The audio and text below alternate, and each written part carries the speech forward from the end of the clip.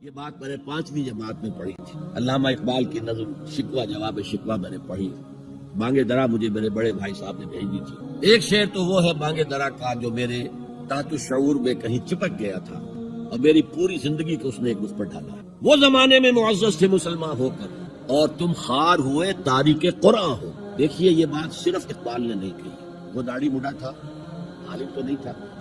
یہی بات کہی 14ویں صدی کے مجدد اعظم شیخ الہند مولانا محمود حسن اسیر مکہ 4 ساڑھے 4 سال کی اسیری کے بعد جب رہائی پا کر آئے تھے 1920 میں. اور رہائی کیوں ملی تھی کہ ٹی بی 3rd سٹیج کو پہنچ گئی تھی. اور یہ ڈرتا تھا کہ اگر ہماری اسیری ہی کے اندر کہیں انتقال ہو گیا تو کہیں طوفان اٹھ جائے، لہذا چھوڑ دیا.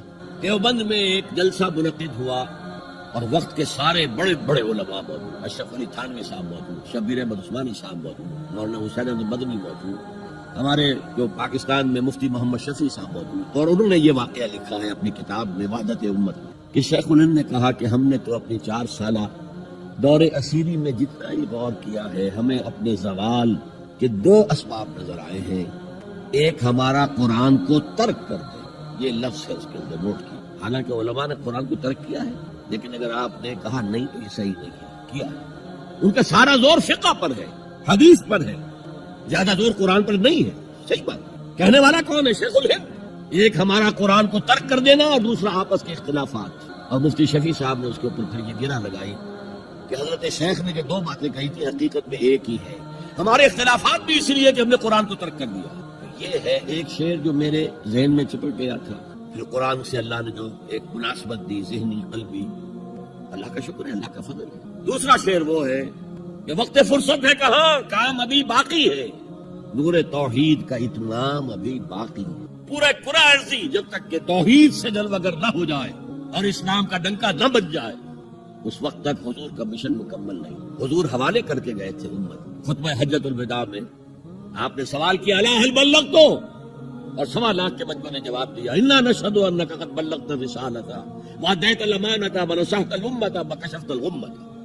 حضور ہم گواہ ہیں، آپ نے حق رسالت ادا کر دیا، حق امانت ادا کر، مسلمانوں کی خیر خواہی کا حق ادا کر دیا، امت کی خیر خواہی کا، اور گمراہی کے پردے چاک کر. 3 دفعہ حضور نے سوال کیا، 3 دفعہ جواب دے کر پھر آسمان کی طرف نگاہ اٹھائی اور انگشت شہادت سے اشارہ کیا اور پھر لوگوں کی طرف اللہم اشہد اللہم اشہد اللہم اشہد. اللہ تو بھی گواہ رہے، یہ مان رہے ہیں کہ میں نے پہنچا دیا. اسے میں کہا کرتا ہوں سائی آف ریلیف.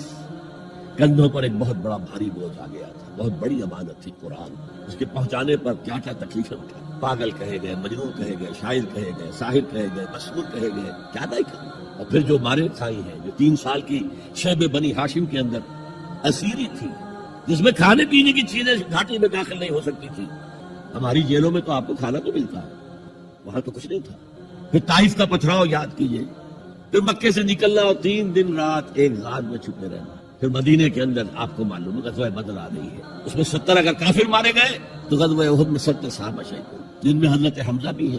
3 رشتے ہیں حضرت حمزہ سے حضور کے. چچا بھتیجا سب کو بس یہی معلوم ہے، چچا بھتیجا، خالہ زاد بھائی، دودھ شریک بھائی، اور عربوں میں دودھ شریک بھائی حقیقی بھائی کے طور پر ہوتا تھا. اور ان کی لاش سامنے آئی ہے کہ ناک کاٹ لی گئی ہے، کان کاٹ لیے گئے ہیں اور پیٹ چاک کر کے کلیجہ چبایا گیا. یہ سارے بوجھ اٹھا کر اگر وہ حق تبلیغ ادا ہو گیا، اللہ یہ مان رہے ہیں، تو بھی گواہ ہے.